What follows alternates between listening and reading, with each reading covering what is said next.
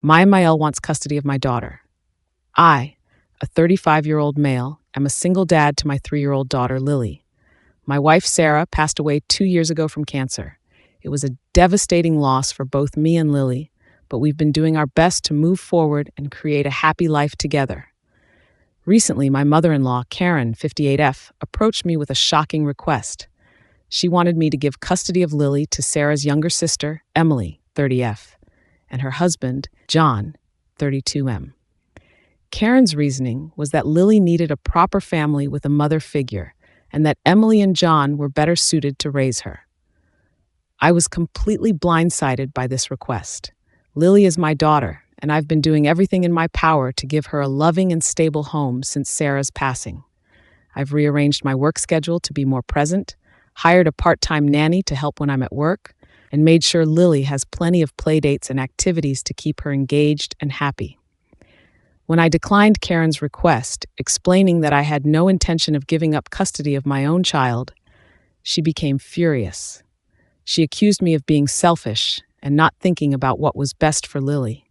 I tried to remain calm and reiterated that I was perfectly capable of raising my daughter, but Karen wouldn't listen. The situation escalated when Karen threatened to take me to court.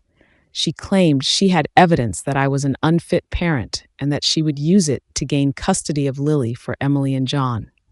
I was shocked and hurt by her threats, especially since I've always tried to maintain a good relationship with Sarah's family for Lily's sake. I asked Karen what kind of evidence she supposedly had, but she refused to elaborate. She just kept insisting that Lily would be better off with Emily and John, and that I was depriving her of a chance at a normal family life. I stood my ground and told Karen that I would fight any attempts to take Lily away from me. I reminded her that I am Lily's legal guardian and that there was no basis for her claims. I also pointed out that uprooting Lily from her home and separating her from her father would be incredibly traumatic for her. Karen stormed out of my house, threatening that I would be hearing from her lawyer soon. I was left feeling angry, hurt, and worried about what might happen next. Since then, I've been documenting all of my interactions with Karen and keeping detailed records of Lily's care. I've also reached out to a family lawyer to discuss my options and prepare for any potential legal battle. I'm confident that I'm doing the right thing by keeping Lily with me, but Karen's accusations and threats have left me feeling shaken. I can't help but wonder if I'm being selfish by not considering her proposal more seriously. Emily has been struggling with fertility issues due to hormonal complications. She and John have been trying to have a child for several years without success. I sympathize with their situation, but I don't believe this justifies taking Lily away from me. Over the next few days, I tried to maintain our normal routine for Lily's sake. I took her to the park, read her bedtime stories, and did my best to shield her from the tension with her grandmother.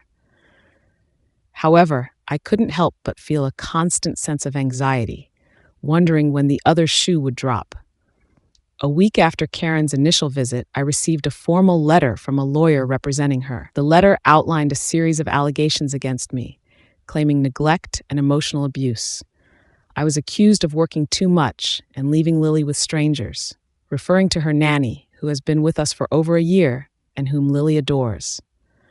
The letter also suggested that I was emotionally unstable due to my grief over Sarah's death and unable to provide a nurturing environment for Lily.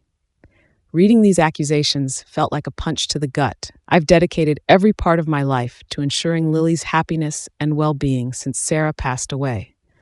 To have my efforts twisted and used against me was infuriating and heartbreaking.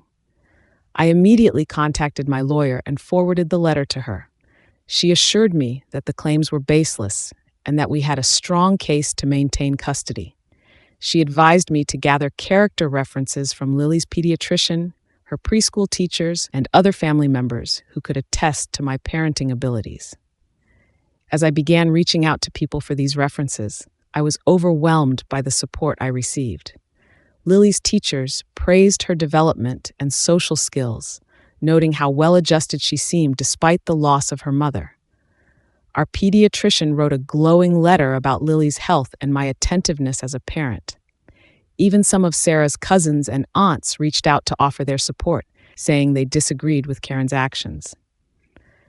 Despite this flood of support, I couldn't shake the feeling of betrayal.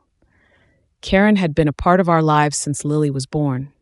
She had helped us during Sarah's illness and in the aftermath of her death. I had always thought we had a good relationship, even if it was sometimes strained by our shared grief. Now it felt like she was trying to tear apart what remained of our family. I tried to understand Karen's perspective. Maybe she genuinely believed Lily would be better off with Emily and John. Perhaps she was struggling with her own grief and wanted to keep a piece of Sarah close by, having Lily raised by her other daughter. But no matter how I looked at it, I couldn't justify her actions or the hurtful accusations she was making against me. Update: yesterday, Emily and John showed up at my doorstep unannounced. I was surprised to see them, especially after Emily's earlier call, where she had apologized for her mother's behavior. Lily was napping, so I invited them in for a quiet talk. Emily started the conversation by saying that they believed it might be best for Lily to live with them. John nodded along, looking uncomfortable but supportive of his wife. I listened patiently, trying to remain calm. When Emily finished, I politely but firmly restated my position.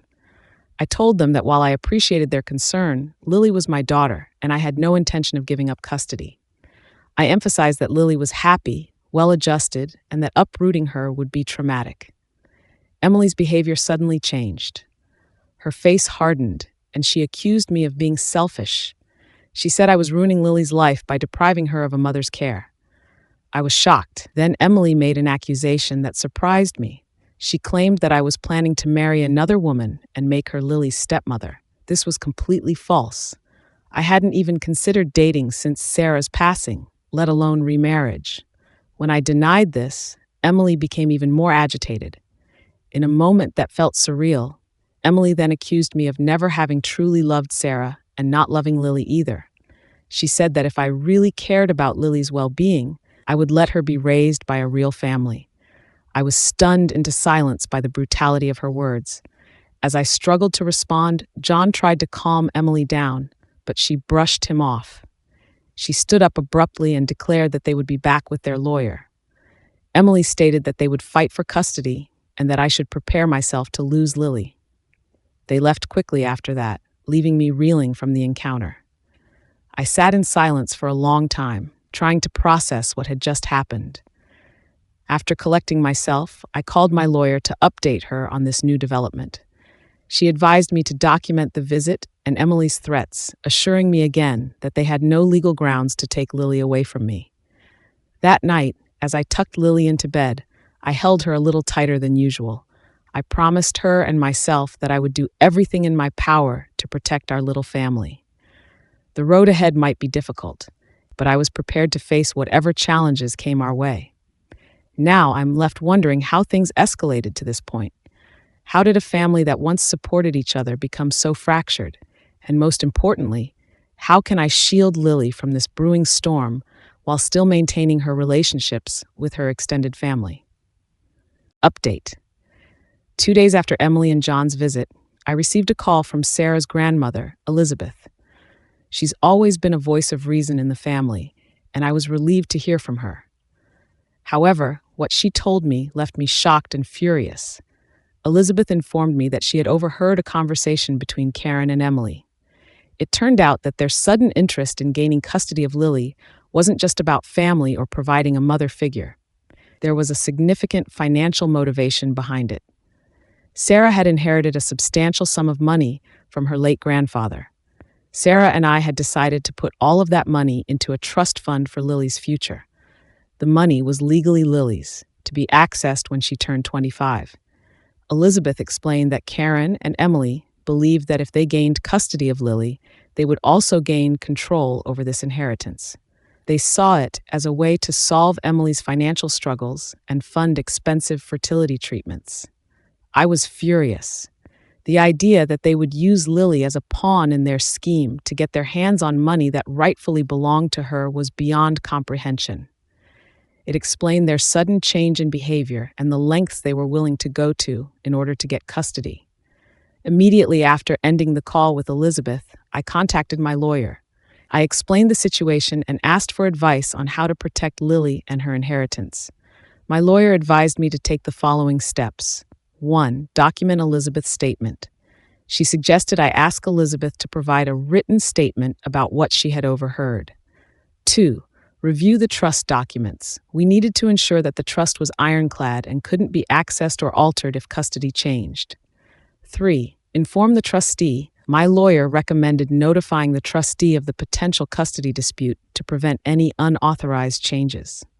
4. Consider a restraining order. Given the escalating situation, she suggested we might need to file for a restraining order against Karen and Emily to protect Lily. 5. Prepare for court. While we hoped it wouldn't come to this, my lawyer started preparing arguments to present in court if necessary, focusing on Lily's best interests and the apparent financial motivations behind the custody attempt. I spent the next few days gathering all the necessary documentation and following my lawyer's advice. The betrayal I felt was immense. To think that Sarah's own mother and sister would try to use Lily for financial gain was heartbreaking. Despite my anger, I tried to remain calm for Lily's sake. She had picked up on the tension and had been more clingy than usual. I made sure to spend extra time with her, reassuring her of my love and commitment. As I tucked Lily into bed that night, I found myself reflecting on Sarah. I wished she was here to help navigate this mess, but I knew she would be proud of how I was protecting our daughter. I made a silent promise to her and to Lily that I would fight with everything I had to keep our little girl safe and secure. Now, as I prepare for what might be a long and ugly legal battle, I can't help but wonder, how did money manage to tear this family apart so completely? And how can I protect Lily, not just now but in the future, from those who might try to take advantage of her? Update. A week after my conversation with Elizabeth and my lawyer, I received a message from Karen. She wanted to meet and discuss things civilly, without involving the courts. I agreed, thinking it might be an opportunity to put an end to this nightmare. We met at a neutral location, a quiet cafe in town. Karen and Emily were already there when I arrived. They both looked tense, but tried to put on friendly faces. Karen started by saying they had reconsidered their approach and wanted to find a solution that worked for everyone. Emily chimed in, suggesting we could arrange more frequent visits and perhaps even some overnight stays for Lily at their house. I listened quietly, letting them lay out their proposal. When they finished, I took a deep breath and decided it was time to lay all the cards on the table. I know about the inheritance, I said calmly. The effect was immediate. Karen's face paled, and Emily's eyes widened in shock. They exchanged panicked glances, clearly not expecting this. I continued, I know that this isn't about Lily's well-being or her need for a mother figure. This is about Sarah's inheritance, which, by the way, is already in a trust for Lily's future. Karen tried to interrupt, but I held up my hand. Let me finish. Sarah and I set up that trust together. It's for Lily's education and future. It's not accessible to anyone, including me, until she's 25. Emily started to tear up, whether from guilt or frustration, I couldn't tell. Karen looked like she was about to argue, but I pressed on. I've been patient, I've tried to understand, but using my daughter as a pawn to get money is unforgivable. So let me be clear, this stops now. No more threats, no more accusations, no more attempts to take Lily away from me. I looked them both in the eye. If you persist with this, I won't hesitate to take legal action. I'll file for harassment, emotional distress, and any other charge my lawyer advises. I have documentation of everything, including your financial motives. Karen's face hardened. You can't prove anything, she said boldly. Are you willing to risk it? I asked. Because I am. I'll do whatever it takes to protect Lily. The silence that followed was heavy. Emily was the first to break it. We just wanted what's best for Lily, she said weakly. No, I replied firmly. You wanted what's best for yourselves. Lily is happy, healthy, and loved. That's what's best for her. I stood up, ready to leave. This is your final warning. Stop now or we'll settle this in court, and believe me, you won't like the outcome.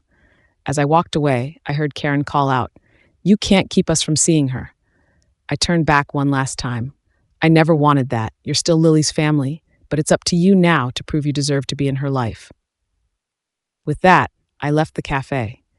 As I drove home, I felt a mix of emotions: relief at having confronted them, sadness at how things had turned out, but mostly a renewed determination to protect Lily and give her the life Sarah and I had dreamed of for her. When I got home, I hugged Lily tightly, grateful for her innocence in all of this. I hope that one day when she's older, she'll understand that everything I did was out of love for her. Now I'm left wondering, was I too harsh? Should I have given them another chance? Or was this the only way to protect Lily and honor Sarah's memory? Final update. It's been 6 months since my conflict with Karen and Emily. The aftermath wasn't easy, but things have gradually settled into a new normal. After our meeting, Karen and Emily backed off. They formally apologized, acknowledging their wrongdoing and expressing remorse for their actions. While I appreciated this step, I remained cautious. We've slowly rebuilt some form of relationship, primarily for Lily's sake. They now have supervised visits once a month. It's not perfect, but it's a start. Lily is thriving. She's happy, energetic, and growing more like Sarah every day. We talk about her mom often, keeping her memory alive. I've started a support group for single parents who've lost their partners. It's been healing to connect with others who understand this journey. As for me, I'm taking it one day at a time. The experience has made me more protective of Lily, but also more appreciative of the life we have together. I'm grateful for the support I received and the strength I found to stand up for what's right. Lily's future is secure, and that's what matters most.